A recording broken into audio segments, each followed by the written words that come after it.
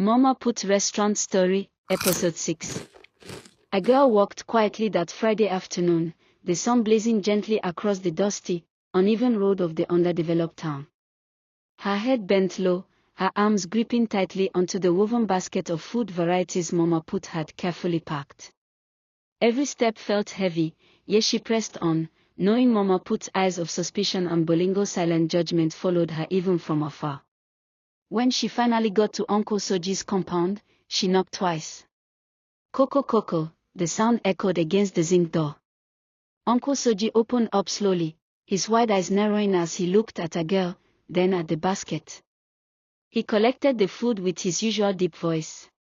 "Thank you, my daughter, greet Mama Put for me." A girl nodded quickly, her face straight, no smiles, no delays. She turned sharply and hurried off, her feet tapping the sandy road as if chased by unseen spirits. Back at the restaurant, Mama Put's heart was restless. Her hands trembled slightly as she stirred the pot of soup in the kitchen. The moment a girl's shadow entered the restaurant door, Mama Put rushed forward, pulling her into the smoky back corner of the kitchen. Her voice sharp, she asked. "A girl. I hope you didn't open the food." A girl nodded her head silently. "You didn't touch it," Mama Put pressed harder, eyes piercing deep. Another nod. Mama Put sighed, wiped her sweaty face with the edge of her wrapper, and whispered under her breath, "Oloron mojei ki opoda si wahala mi emo." God, don't let her bring me trouble again. That night, as darkness crept into the town, the three of them packed up. A girl balanced coolers on her head, Bolingo pushed the heavy wheelbarrow filled with pots and utensils, and Mama Put followed closely behind, her money bag tied firmly under her armpit, her wrapper tightened as if guarding her day's struggle. The next morning was Saturday, no rest in Mama Put's house. At the first crack of dawn, Mama Put was already in the market, haggling loudly over pepper, rice bags, and dried fish. Meanwhile, a girl and Bolingo swept, scrubbed, and cleaned the entire compound.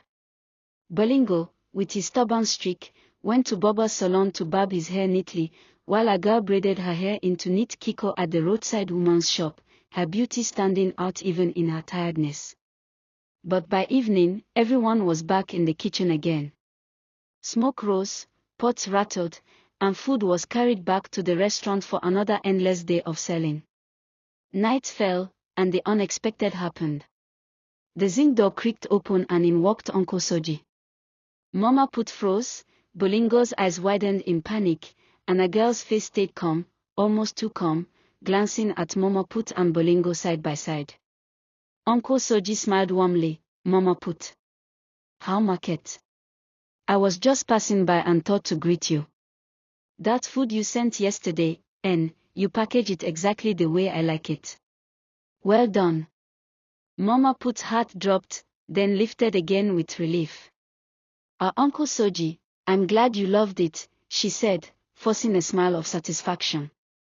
When he left, Mama Put turned to a girl with sharp eyes. "You're lucky, oh." "It wasn't what I was thinking." A girl and Bolingo exchanged secret glances, a small smile cracking their tired faces. The night ended in peace, and business went until the last plate was sold. Days turned. Sunday, their only resting day, passed quietly. But by Monday morning, the cycle began again. A girl and Bolingo dragged themselves to school. Their bodies were weak, their eyes heavy, but duty called. By afternoon, they returned, uniforms drenched in sweat, dropped their bags in the kitchen, and quickly sat down to eat. Just as they raised their spoons, Mama Put's voice boomed from behind. "A girl. No, no, no. You must first deliver Uncle Soji's food. When you come back, you can eat." A girl's stomach growled in protest, saliva already building in her mouth. With a heavy heart, she dropped her plate, picked up the basket, and left, her hunger gnawing at her like fire on dry wood. Halfway on the lonely road, temptation overtook her. She slowed down, glanced left, glanced right. Silence. The road was empty. With shaking hands, She opened the basket and quickly ate from Uncle Soji's food, stuffing the warm meat and rice into her mouth, her white uniform now stained with oil that dripped onto her chest. When she was done, she wiped her lips roughly with the back of her hand, closed the basket, and hurried on. When Uncle Soji received her, his eyes scanned her closely. He said nothing at first, but his gaze lingered on the faint oil marks on her uniform.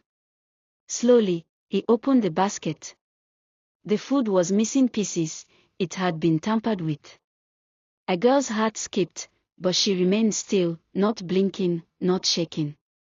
As she turned to leave, Uncle Soji's voice cut through the air. "A girl. I know you ate from my food." Her legs froze. Her heart pounded. The air thickened, and silence stretched between them like a hanging rope. What happened next, you wouldn't believe. To be continued.